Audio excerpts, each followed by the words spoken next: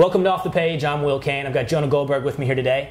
A little earlier in the week, Jonah built his dream GOP platform. Today, we're going to send him to the lab and create his Frankenstein perfect candidate who could actually get elected and execute this platform. I know how you love identity politics, so savor this moment. Male or female? Female probably makes a lot of sense. Okay, minority? Again, we are talking about what would work rather than... What would work, not your personal preference. Yeah, how I think politics should work. Yeah, probably minority, probably Hispanic.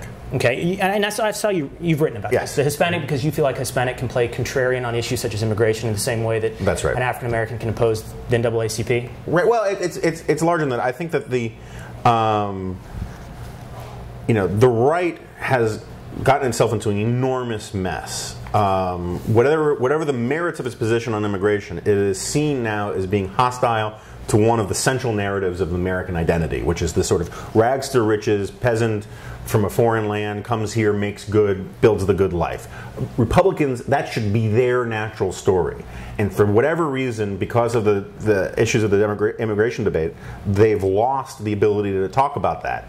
And I think that if we could get particularly a Hispanic candidate who could talk in those terms, be for a reasonable reforms to the immigration policies, while at the same time being a sort of clarion for that sort of Horatio Alger aspiration, which most immigrants come to this country for, I think would be very good for the Republican Party. Okay, staying on the superficial, politician or somebody from the business world, totally outside? You know, this whole process, it kind of reminds me that scene from The Simpsons where Homer decides he's going to get into genetic engineering and he's going to create a super animal with the loyalty of a cat and the hygiene of a dog. I mean, you can get into a lot of mess. You can get into a mess here.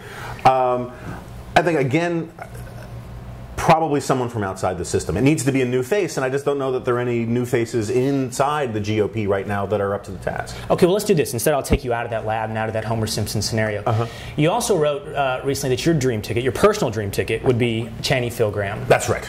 Let me do something terrible and use your own words against you, if I can. I'm sure you'll shoot me down. You wouldn't be the first. You criticized the Bush administration recently for significant increased spending on education, labor, interior, defense, across the board.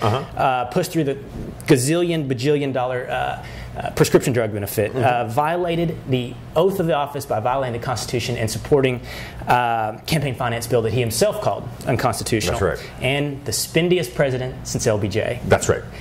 Was Cheney not involved in any of that? Have you already had your Cheney presidency?